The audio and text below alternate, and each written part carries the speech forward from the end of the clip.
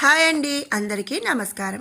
మరి రేపే గీతా జయంతి, అలాగే రేపు ఏకాదశి. మరి మనందరికీ తెలుసు కదండి, ప్రతి నెల కూడా 2 ఏకాదశులు వస్తాయి. అలాగే సంవత్సరం మొత్తంలో ఒక 24 ఏకాదశులు వస్తాయి. మరి అలాంటి ఏకాదశులలో ఈ మార్గశిర శుద్ధ ఏకాదశి రోజు గీతా జయంతి జరుపుకుంటాము.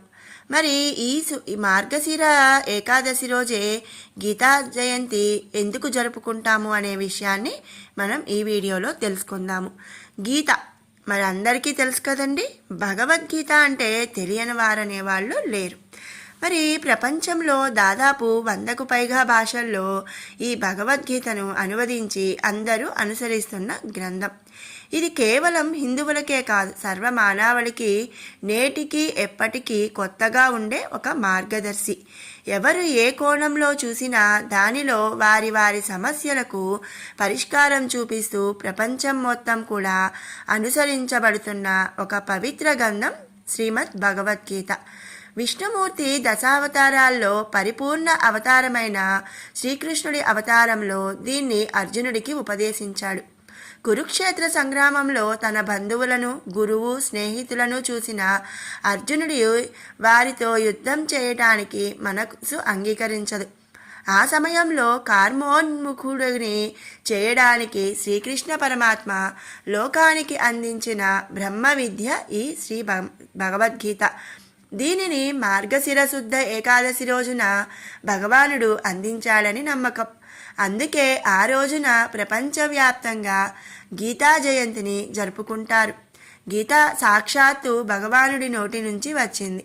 ఎలాంటి సందేహానికి తావు లేకుండా పరమ ప్రామాణికమైన మానవ జాతికి దివ్య మార్గాన్ని చూపే పవిత్ర గ్రంథం శ్రీమద్ భగవద్గీత. మరి గీత అర్థం పరిశీలిస్తే గీకారం త్యాగరూపం, స్యాత్ తకారం తత్వబోధకం, గీతావాక్యమిదం తత్వం జ్ఞేయం సర్వముముక్షుభిః. అక్షరం తత్వాన్ని అంటే ఆత్మస్వరూపాన్ని ఉపదేశిస్తుంది. గీత అనే 2 శబ్దాలకు అర్థం ఇదేనని ముముక్షువులు తెలుసుకోవాలని పండితులు పేర్కొంటున్నారు. త్యాగ శబ్దానికి నిష్కామయోగమైన కర్మఫల త్యాగమని లేక సర్వసంగ పరిత్యాగమని అర్థం. అలాగే తత్వబోధన ఆత్మ సాక్షాత్కారమని, బంధం నుంచి విముక్తి పొందడం అనే అర్థం ఉంది. ఈ పరమ రహస్యాన్నే గీతాశాస్త్రం ఉపదేశిస్తుంది. అలాంటి పరమపావనమైన గీత భగవానుని నోటి నుంచి వెలువడిన మహాపుణ్యదినం మార్గశిర శుద్ధ ఏకాదశి. నేడు ఈ పవిత్ర గ్రంథాన్ని సృజించిన మహాపుణ్యం దక్కుతుంది. ఇక దీని పఠన ప్రభావాన్ని వర్ణింప సాధ్యం కాదు. మానవాళి సర్వ సమస్యలకు పరిష్కారాన్ని సూచించే గ్రంథం శ్రీమద్ భగవద్గీత. సర్వోపనిషదో గావో దోగ్ధా గోపాలనందనః పార్థో వత్స సుధీర్భోక్తా దుగ్ధం గీతామృతం మహత్. సర్వ ఉపనిషత్తులను ఒక ఆవుగా, అర్జునుడిని దూడగా మలచిన కృష్ణుడు తాను గోపాలకుడిగా వ్యవహరించాడు.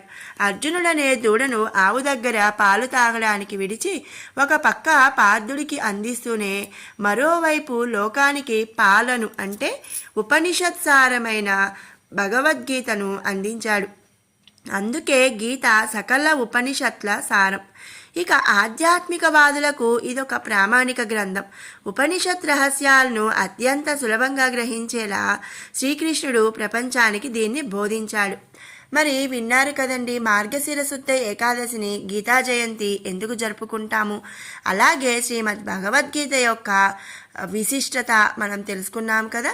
మరి మీకు ఈ వీడియో నచ్చినట్టయితే లైక్ చేయండి, షేర్ చేయండి. అలాగే మరిన్ని అప్డేట్స్ కోసం మన ఛానల్ని సబ్స్క్రైబ్ చేసుకోండి. Thanks for watching.